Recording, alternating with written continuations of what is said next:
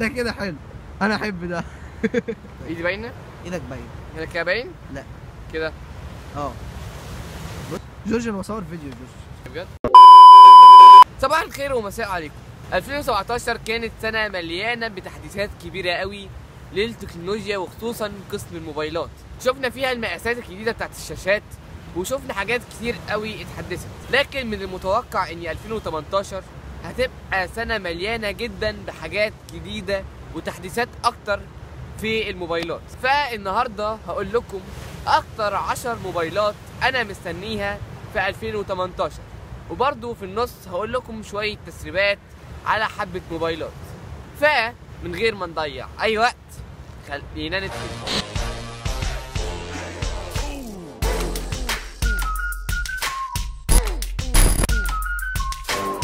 من اكتر الموبايلات اللي انا مستنيها جدا هي الون بلس 6.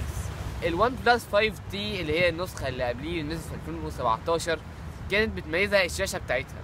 برضو في الون بلس 6 متوقع ان الشاشة تبقى بحواف اصغر. غير كده ان ممكن احتمال كبير ان ون بلس تتعاون مع شركة صينية، انا بصراحة مش فاكر اسمها، هتلاقوا اسمها هنا اهوت او هنا. هنا الشركة ديت ممكن تعمل لهم فينجر برينت او بصمة تحت الشاشة، وفعلا لو ون بلس عملت كده هتبقى طفرة كبيرة جدا بالنسبة لموبايلاتها. وفعلا من وجهة نظري الموبايل دوت هيتشهر جدا لو جيب نفس المواصفات شبه بتاعت التسريبات، وبصراحة أنا مستنيه جدا. نيجي بقى لشركة سامسونج. الشركة ديت مستني تقريبا كل موبايلاتها فعلا. أول موبايل مستنيه وتقريبا معظمنا مستنيينه هو السامسونج جالاكسي اس 9. المعروف إن مش هيجي موبايل واحد بس، لا هيجي موبايلين، السامسونج جالاكسي اس 9 و9 بلس، وطبعا ده هيبقى حجمه أكبر من دوت. لكن المتوقع إن شاشة الموبايلين ما تبقاش ولا شبه الاس 8 ولا شبه النوت 8. النوت 8 لو فاكرين الشاشه بتاعته كانت مربعه شويه، في الاس 8 الشاشه ما كانتش حوافها مربعه. لكن المتوقع ان الاس 9 هيجي شاشته ولا مربعه ولا مش مربعه، يعني هيجي حاجه في النص شبه ما شفنا في السامسونج جالاكسي A8. المتوقع ان الموبايلين هيجوا بمعالج سناب دراجون 845 من شركه كوالكوم. ده المعالج اللي متوقع ان معظم الفلاج شيبس هتنزل بيه السنه دي. غير كده اكيد هيبقى فيه تحديثات كبيره قوي في الشاشه بالنسبه للاس 9 او الاس 9 بلس. وكمان من المتوقع ان سامسونج مش هتشيل الهيدفون جاك شبه ما معظم الشركات بقت بتعمل. ابل مش عايز ابينها ابل ده يعني دي حته من الفيديو. لو جينا للكاميرات فسامسونج هتركز جدا في الكاميرات في الموبايلين دول، خصوصا في السامسونج جالاكسي اس 9 بلس. عشان كده هيجي بكاميرتين، لكن في السامسونج جالاكسي اس 9 هيجي بكاميرا واحده بس. ومن المتوقع ان الموبايلين دول ينزلوا في مؤتمر MWC اللي جاي يوم 26 شهر 2. نيجي للموبايل اللي بعده هو السامسونج جالاكسي نوت 9.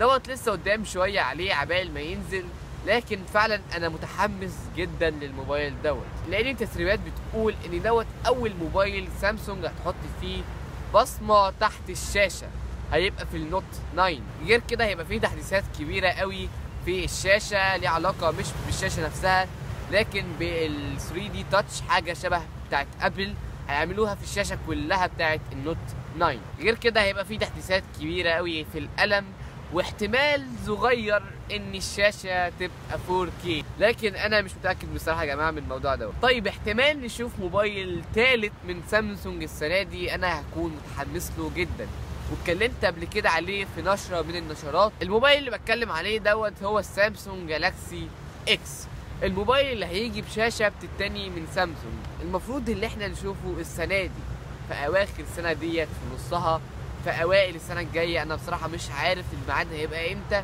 لكن احتمال كبير جدا اللي احنا نشوفه السنه دي. اكيد مميزات الموبايل دوت هتبقى الشاشه اللي بتتني، وبرده سامسونج هتركز جدا على الشاشه وتعمل حاجه شبه 3 دي تاتش بتاع ابل لكن في كل الشاشه بتاعه الموبايل دوت. دي هتبقى حاجه خرافيه لو اتعملت، وهتبقى طفره برده في التكنولوجيا او في الموبايلات بتاعه سامسونج السنه دي. نيجي بقى لشركة ابل. للناس اللي ما تعرفش ان في اخبار او تسريبات بتقول ان ابل كنسلت نزول الايفون اكس، او بمعنى اصح قللت تصنيعه. ليه؟ لان نسبة المبيعات ما بقتش شبه المتوقعة. ابل كانت متوقعة ان الموبايل دوت يتباع كتير جدا، لكن الموبايل دوت خيب ظن ابل شويه، فبالتالي هي بتحاول تقلل نسبه مبيعاته عشان تبقى كويسه بالنسبه للناس اللي بتشتريه، وديت اول مره تحصل في تاريخ ابل. لكن المتوقع ان ابل هتنزل اصدار تاني، مش عارف هيكون اسمه ايفون 10 2 ولا هيكون اسمه ايفون 11 ولا هيبقى اسمه ايه بالظبط، محدش عارف اسمه لغايه دلوقتي، التسريبات مش موضحه قوي.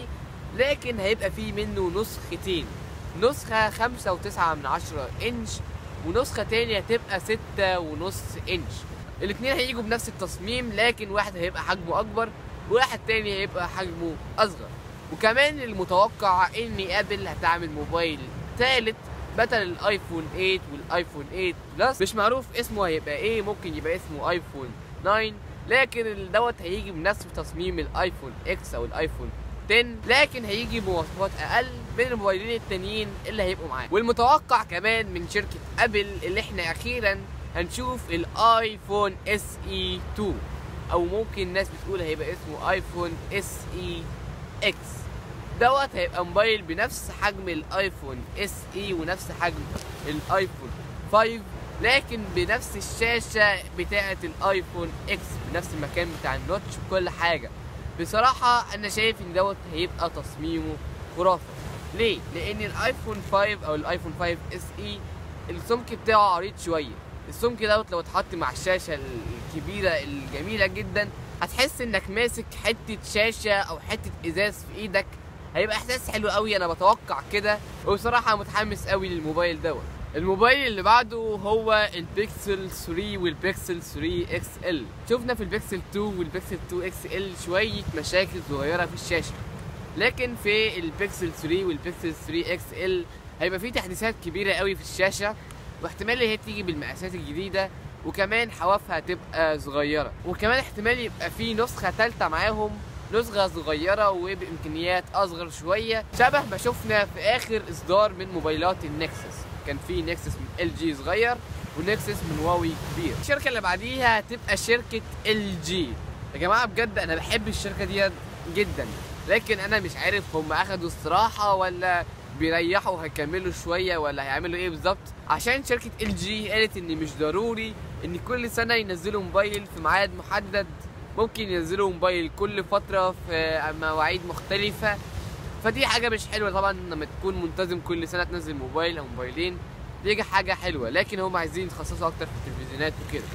لكن احتمال نشوف ال جي جي 7، وممكن الاسم او الرقم يتغير يبقى الجي 8 او الجي 9 عشان يمشوا مع بقيه ارقام الموبايلات. المتوقع ان الموبايل دوت تبقى شاشته حلوه جدا، وفعلا اتمنى ان ال جي تبدع في الشاشه لان هي بتعمل شاشات كويسه جدا. وبصراحه متحمس جدا للموبايل دوت، بس عشان هو من شركه ال جي وانا بحب الشركه ديت جدا. اخر موبايل معانا من شركه صينيه، انا بصراحه مش عارف انطق اسمها، لكن هتلاقوا اسمها هنا برضو. طيب يا جماعه، الموبايل دوت الفكره بتاعته اللي هو كله معمول بشاشه.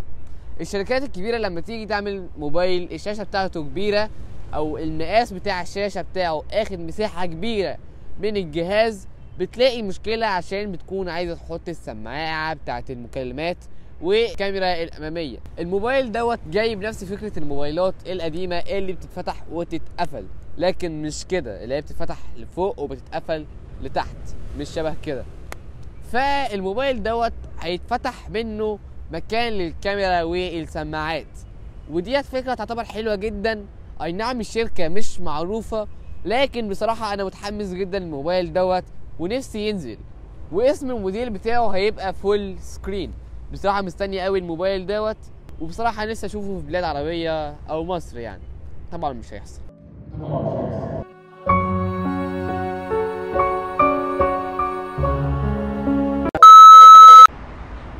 حاجه اخيره يا جماعه عايز اقولها.